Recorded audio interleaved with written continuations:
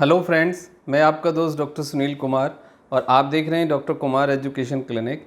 यदि लगातार आपको कफिंग होता है, सडन आपका गला आपको बैठा बैठा सा लगता है, गले में आपको हैवीनेस लगता है, स्टिकीनेस होती है, चिपचिपा रहता है, चेस्ट में कंजेशन रहता है और आपकी खांसी लगातार बनी रहती है और आपकी खांसी नहीं जा रही है, आप एंटी एलर्जिक ले चुके हैं, एंटीबायोटिक और कफ सिरप, तो ये फिर आपको गर्ड हो सकता है, आपको एसिड रिफ्लेक्स और डिस्पेप्सिया के कारण आपको खांसी हो सकती है। इसका मतलब है कि आपकी खांसी के पीछे आपका ज़्यादा एसिड बनना, गर्ड, डिस्पेप्सिया, रिफ्लेक्स, एसिड का आपके चेस्ट की तरफ चढ़ना, एसिड का आपके थ्रॉट रीजन में रुक जाना, कंसंट्रेट होके डिस्टर्ब करना, ये बहुत कॉमन सी बात हो सकती है। I am a specialised in life style disease and metabolic problems and I am carrying the 15 year of experience as a clinical physician. I am practicing as a physician in South Delhi, Chhatarpur.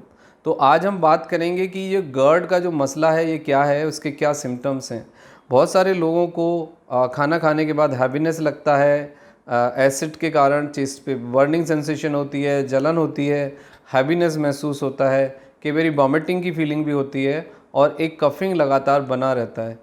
इस case में generally जो गर्ड के कारण या acid reflex के कारण जो लोगों को कफिंग होती है और गला लगातार बैठा रहता है, बार बार थ्रॉट इन्फेक्शन होता है, कफ एंड कोल्ड होता है, कई बार आपने देखा होगा कि आपके कानों के लेवल पे यानी ईयर में भी पेन होता है और आपको मैक्सिलरी रीजन या हेड रीजन में भी दर्द आता है।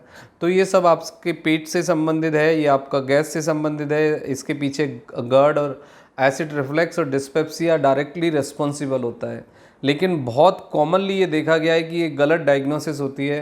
लोग एंटी एलर्जिक खा रहे होते हैं, एंटीबायोटिक खा रहे होते हैं और कफ सिरप पी रहे होते हैं और बहुत सारे डॉक्टर बदल जाते हैं, बहुत सारे टेस्ट होते हैं बार बार, लेकिन कुछ नहीं आता है। तो आज हम समझेंगे कि इसका बेसिक कॉज क्या है। कॉज पर्टिकुलरली देखा जाए तो बहुत ज़्यादा एसिड का बफर होना, फुलनेस फील होना, इंडाइजेशन, गर्ड यानी गैस्ट्रो ईसोफेजियल रिफ्लेक्स डिसऑर्डर, ये एक रीज़न होता है उसके पीछे। और गर्ड के कारण कई बार ये देखा जाता है कि हमारे ईसोफेजस यानी ईसोफेजियल जो रीज़न है, यानी जो फूड पाइप है, जो आपके थॉरेक्स रीजन यानी गले से और जो पेट के बीच का जो हिस्सा है, उधर कई बार इन्फ्लामेशन देखी जाती है और कई बार बल्ज होता है, यानी आपका जो फूड पाइप है वो श्रिंक हो जाता है, वो पैसेज थोड़ा नैरो हो जाता है या उसमें स्वेलिंग आ जाती है या अल्सरेशन होता है। उस कारण एसिड रिफ्लेक्स होता है आपको और एसिड पास नहीं होता, यानी एसिड एक जगह कॉन्सेंट्रेटेड होकर इफ़ेक्ट करता है।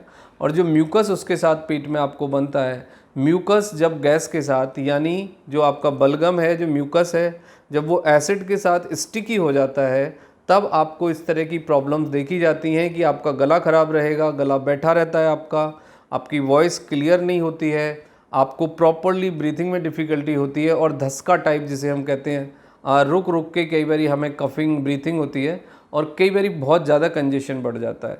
तो इसके सेट ऑफ ये कॉजेज़ हैं।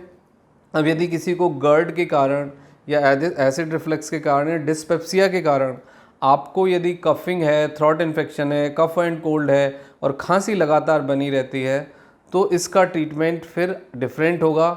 ट्रीटमेंट में आपको एक एंटासिड लेना होगा, morning empty stomach, Pantocid, pantoprazole, domperidone combination आप ले सकते हैं। और यदि आपको कब्ज़ रहता है तो फिर पेंटोसिड एल भी आप ले सकते हैं। तो एंटासिड आपको मॉर्निंग एम्प्टी स्टोमक लेना होगा और कोई एंटी एलर्जिक लाइक लिवोसिट्राजिन, टैक्जिन या लिवोसिट्राजिन किसी कोई भी ब्रांड आप ले सकते हैं, वो एक इवनिंग में एक टैबलेट लेनी होगी। बट मेक श्योर करना होगा कि आपको एसिड रिफ्लेक्स ना हो और एसिड बहुत ज़्यादा ना बने, आपको कॉन्स्टिपेशन ना रहे, क्योंकि कॉन्स्टिपेशन के रहने से, एसिड के बहुत ज़्यादा बनने से, फैटी लिवर के बने रहने से, ओबेसिटी के कारण भी लोगों को खांसी हो सकती है, एलर्जिक कफ हो सकता है। और ये कफ एसोसिएटेड होता है आपके गर्ड से, आपके डिस्पेप्सिया से, आपके एसिड रिफ्लेक्स से।